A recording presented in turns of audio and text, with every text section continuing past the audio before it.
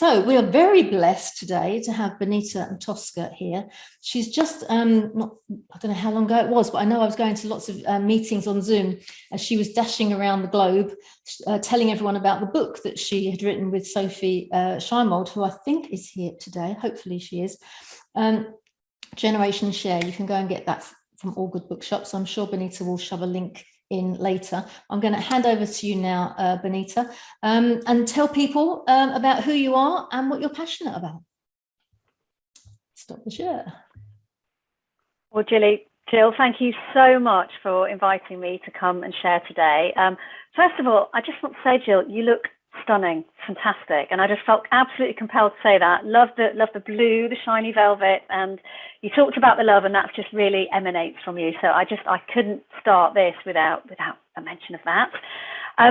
The other thing I'm just going to tell you at the beginning is I had a bit of a rough start to my day. I woke up this morning with something that I had for the first time a year ago. That's a type of vertigo where you have ear crystals that get dislodged in your ears. And so things are kind of very wavy and my focus is slightly out and I keep having dizzy spells. So if I'm feeling pretty dreadful during this, I might have to just stop for a moment, but I just thought I would let you know that, just so you know what's going on. So because I am a sharer and I just thought that might be an important thing to let you know. So I do have some slides for you. I'm just going to share my screen. Let's have a look. And let's see, are you seeing that? You need to see that as a full screen. Bear with me a second. Okay. Slideshow. All right. Fantastic. That should be full screen. So hopefully you can see these slides. Look, it's already been mentioned that, the pandemic has thrown up many things for many people. And I do love this quote by Desmond Tutu. It feels really apt. So, he said that a time of crisis is not just a time of anxiety and worry, but it gives a chance, an opportunity to choose well or to choose badly. And it really has been a time for people to make choices and a time for us to reflect and a time for us to consider what kinds of choices that we're making, both in our personal lives, within our communities and within our businesses. Okay, it's not behaving. There we go. So I have a question for all of you and feel free to pop an answer into the chat. But first question I have for you is, what's the most important characteristic that companies and organizations need for the future? And feel free to pop those into the chat. So what's the most important characteristic that companies need for the future? Well, for me, that characteristic is the ability to change. And we've seen during the last year that those that have been unable to adapt during COVID and during the pandemic have not survived. Certainly, we've all had to make changes in our lives, and we've all been forced into a situation where we've had to live more digitally. And those businesses, for example, that were struggling in that regard beforehand have had to adapt very, very quickly. And what we've seen is some extraordinary innovations that have happened during this time. They do say that necessity is the mother of invention. But I think this importance, this ability to change is such an important characteristic. So it's already been mentioned, my name's Benita Matofska, and I'm a speaker, I'm a change maker, I'm the author of Generation Share, and I work as a sustainability consultant. And I'm also the founder of an organization that Jill mentioned called The People Who Share. And we help people and we help the planet. We help people in need through the sharing of vital resources. And we organize events. And I met Jill, I think it might have even been more than 7 years ago, Jill, but we certainly connected. And when I hear you talk about Collaboration Global, it's very clear to see why. And I think through my presentation, you're going to see some of those values that Jill's network has been founded on is really going to come through. So what do I do? Well, I help businesses and organizations transform and become what I call sustainable changemaker companies fit for the future. Because it's no longer the case that as business people, we can only make a commercial contribution, economic contribution. We need to be making a contribution to society, to people, and to the planet. So what is a changemaker company? Well, a changemaker company is a sustainable business that creates value for people and planet. And in doing so, becomes commercially viable.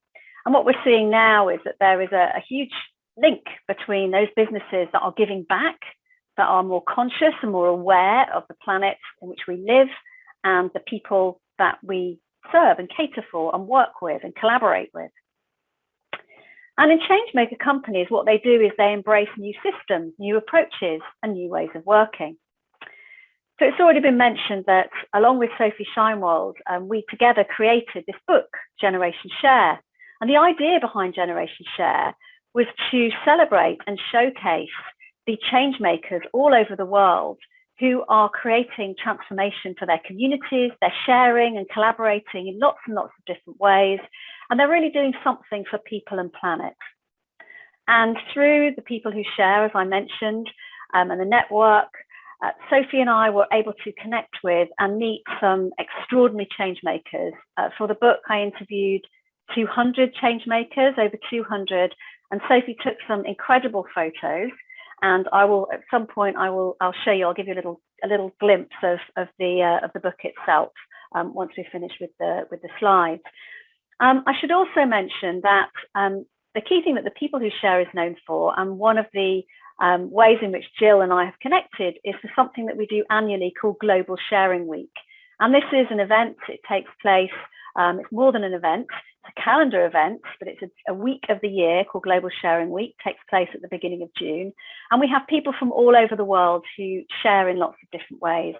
And this year, because we were dealing with COVID as we were the previous year, what we did was create a map of hope where people could add to projects that were creating hope and creating these ripples of positivity, and they could add them to a map, and they could find those different organizations and share in lots of different ways.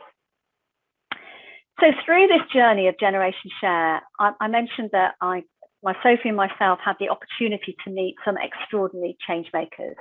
From a girl in the slums in Mumbai, Arti Naik, who set up a school for slum-based girls, and every single copy of the book goes to feed and educate a girl in the slums in Mumbai, through to a doctor in Greece who set up a network of free clinics to provide access to healthcare for people that didn't have access to healthcare, to an entrepreneur who's tackling food waste in the UK, and a woman in Egypt who has been able to set up a microcredit program supporting women waste pickers who didn't previously even have an identity, so they didn't exist in society. Now they're setting up their own businesses through this scheme that she has created by empowering and sharing with those women and giving them a purpose in life.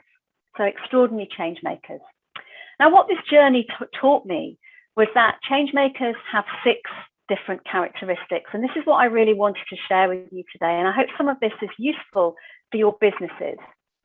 So what do these change makers have in common?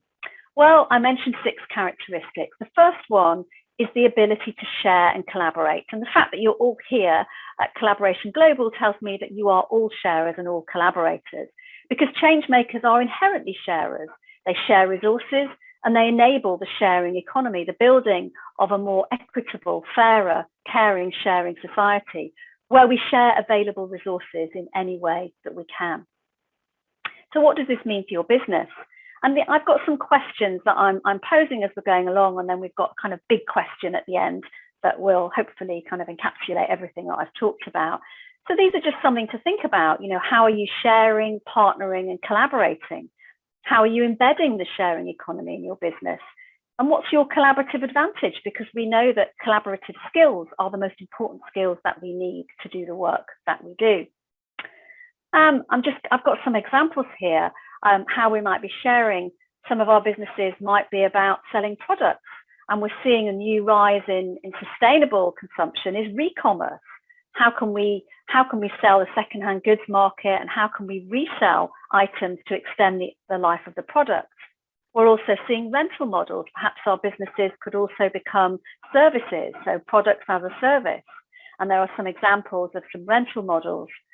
We're also seeing the rise of these zero waste businesses, and there's a fantastic organization called Living Packets who created, it's extraordinary, it's a digital box. It eliminates any need for any packaging whatsoever. It can also transport refrigerated goods, and because it's digital, it tracks the carbon footprint. It's infinitely recyclable, and it avoids the need for any packaging whatsoever. So you receive something through Living Packets, in this box that they've created, and that is collected and returned. And none of this bubble wrap, none of the unsustainable, horrible plastic or anything else that's destroying the planet. Collaborative logistics also, we're seeing some collaborative collective freight that's happening, and partnerships for impact, and also crowdsourcing. So lots of different ways in which you can share your businesses. Now, let's have a look. What's happening here? Okay, the next characteristic is bravery. Changemakers are inherently brave. They reinvent the rules. So what does this mean for your business? Well, how are you doing things differently? How are you being a sustainability leader, for example? How are you tackling consumption? And that seems like a very strange question to be asking businesses, but we must do that because the trajectory that we're on, we cannot continue to consume in the way that we do, because it would take 5 planets to involve and to use the amount of resources that we're currently consuming, and that's just not sustainable. So just thinking about that, what does this mean for your business? Well, I say to businesses, embrace activism, because we all need to be activists. Authenticity is all important. Be transparent and not perfect. It's true to say that many of us in our businesses, when we start to look at our own carbon footprints, are definitely far from perfect. But what's important is that we're willing to be transparent and say, this is where we are, and this is what we're going to do about it. This is how we're going to get there. And companies need now what I call a bold decarbonisation strategy. So we need to be thinking about how we can reduce our carbon footprint. And all of these things that I'm talking about can apply to our own personal lives as well. And then I love this one, go slow. So everything goes wrong when we go fast. Fast fashion that is about underpaying people. It's about sweatshops. It's about disposable goods. We think about fast in any given context. That is when we have accidents. That's when things go wrong, when we do things quickly, when we're not mindful, when we don't slow down, when we don't consider. So how can you go slow in your businesses? And we're seeing the rise of some really interesting movements. We've seen the rise of the slow journalism movement, which is all about considering and reflection and really taking the time to understand all sides of the story to look at the true picture. And then we've got digital sustainability. We very rarely think about our online impact. And there was something that I was reading recently that told me that for every email we send, it costs 4 grams of carbon for every single email we send. And if you think about it in that respect, maybe we'll send fewer emails.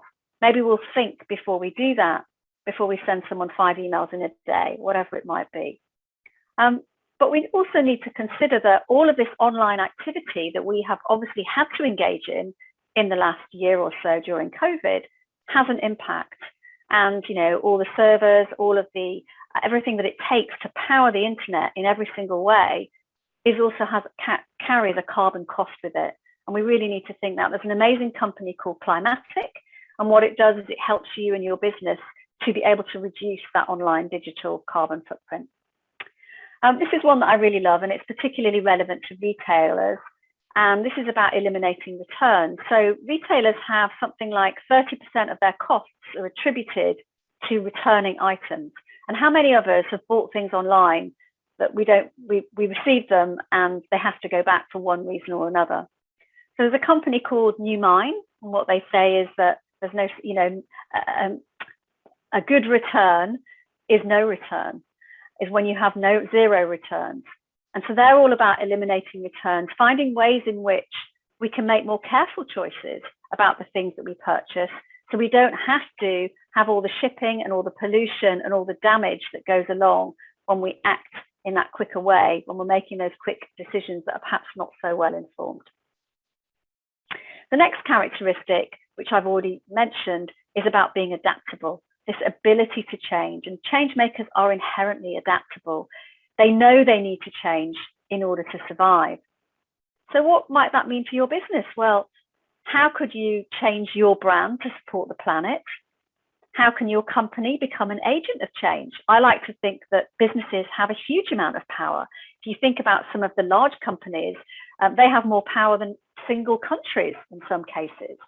And us as individual sole traders or small business owners, we can become agents of change. We can demonstrate through our businesses that change is possible.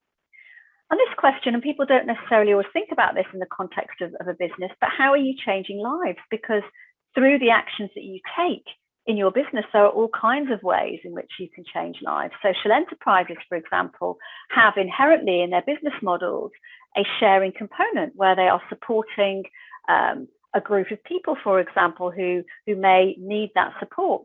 There are all kinds of ways in which social enterprises make a positive contribution to people and planet. So how are you changing lives? And there are things that you can do, like adapting your supply chain, adopting this idea of circular production, so that whatever it is that we're producing, if we're in any kind of manufacturing, that we are producing something that is inherently making a positive contribution to the planet. And then eliminate non-sustainable products. If there's something that we're producing that's not sustainable, that is damaging, then ditch it altogether, because there's only so long we're going to be able to sell those products for. It's interesting that the current research shows that over 80% of consumers are making eco choices now, and are choosing their purchasing habits are based on what is good for the planet. I've already mentioned about zero waste packaging and sustainable shipping, but also how can you deliver your products and services? So I mentioned rental is one model, but there's all kinds of ways in which we can do this. And when it came to the production of Generation Share, Sophie and I worked really, really hard to make sure that this was going to be inherently sustainable. So the book itself is produced entirely from 100% waste materials. So actually what we're doing is we're tackling waste through the production of this book. The inks are organic. Everybody, probably apart from Sophie and I, were fairly paid along the way. And also every single book that is purchased plants a tree and educates a girl in the slums in Mumbai. So just think about how when you're creating these products, how they're making that positive contribution. The fourth characteristic, and I love the fact, of course, that Jill mentioned this at the start in terms of the positive contribution that Collaboration Global, where it stemmed from, was that everything is done from a position of love. We don't always think about business and love in the same sentence, but changemakers always act with love. They put love and care at the heart of their businesses. And so what does that mean for your business? Well, how are you embedding love for people and planet in your products and services? How is love part of your company culture? And how are you leading change with love? So just some examples: fair sourcing, an organization called Fairly Made, where you can partner with them and you can find and ensure that products are fairly made. Many of us will know of fair trade, of course. I mentioned Decarbonisation. There's a fantastic company called Climate Care that you can partner with, a charity. And what they do is they help you as a business to not only track your carbon footprint, but reduce it and really care and put love at the forefront in terms of your relationship with the planet. How can you work with social enterprises in your supply chain to love people and planet? And also be a loving employer. And you think about it, by creating a loving culture within your business, what you're doing is it's sustainable staffing. You're much more likely to retain staff. You're much more likely that people will want to work with you and partners will want to work with you. And finally, crowdsourcing. And I love this idea of collective employee sustainability action. So the people that you work with, be they people that are part of your company or partners, how can they be involved in creating positive change for people and planet? There's so much that we can do with love. So the fifth one is positivity. And this is something that's really dear to my heart. And change makers are inherently positive. They optimize, they find solutions, they showcase success. Generation Share for me was all about showcasing positive stories, because when we do that, we inspire other people to create positive change, to show that it's possible. Often news inherently, and I used to work as a journalist, is inherently negative. And actually all that does is it creates those ripples of negativity, whereas actually when you start from a position of positivity, what you do is you create more opportunity and you show that it's possible. So what positive contribution are you making to the planet? How are you leading change with positivity? How are you showcasing positive change? What are the good things that you're already doing in your business that you can talk about. And I'm sure all of you will have something positive by virtue of the fact that you're here means that you are natural born collaborators. You are interested and drawn to collaboration. So we need to start being climate positive. It's not just about how we minimize our impact on the planet, but how can we deliver positive impact? There's a company called TreeClicks, and we can partner with them so that every product or every service, everything that we sell in our businesses, a tree can be planted, similar to what we're doing with Generation Share. Also, how can you showcase your social and environmental success and the people who make this possible? Because again, that's about valuing the people within your company or the partners that you have. And how can you demonstrate that this idea of a triple bottom line, so not just profit, but people and planet, how can that benefit everybody? So finally, the final characteristic, and this again is something that every single changemaker interviewed for Generation Share had this ability to be future facing, because changemakers see the bigger picture.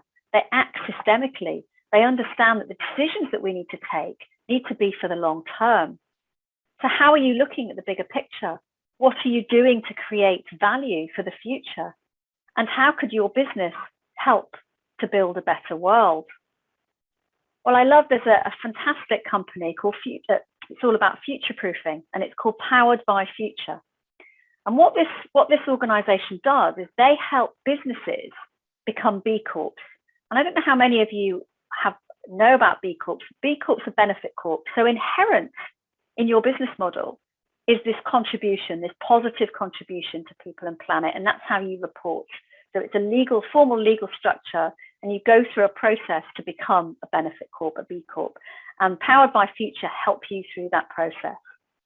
But also, how can you take long-term decisions rather than short-term actions? Because we need to understand that what we do today has a huge impact on tomorrow. And how can we develop a changemaker roadmap for the future? So to survive the climate crisis, we've also been through a pandemic. Organizations need to become changemakers and to reimagine the world, because your future depends on becoming a changemaker company. And it's no longer a nice to have, it's becoming a necessity. Because how well can you share, be brave, adaptable, positive, show love for people and planet, and consider the future impact of everything you do will ensure your survival. So there is an opportunity for business to become a beacon of the future through change making. And I see and I believe strongly that change making is the future. And the question that I have for all of you is, will you be part of it? So I just want to mention, and we will post a link in the chat, but everybody who is here today qualifies for a 50% discount for Generation Share book, which makes it £12.50. And I guess the important thing to know is that each copy is sharing. Each copy is a way to demonstrate that you are a change maker, because you're helping to feed and educate a girl in the slums in Mumbai and plant a tree. And you can get your copies of Generation Share directly from Policy Press. And there is a code that is POMATGS21 at checkout, and I'll make sure that that is posted for everybody to use so you can claim your discount. So the question that I have for you, and it's actually two questions, so I have cheated a little bit, Jill, you'll have to forgive me, but it's what are you currently doing to become a change maker company? And what actions can your business take to become a change maker company? So it may be that you think, well, I'm not really doing anything currently, but what could you do?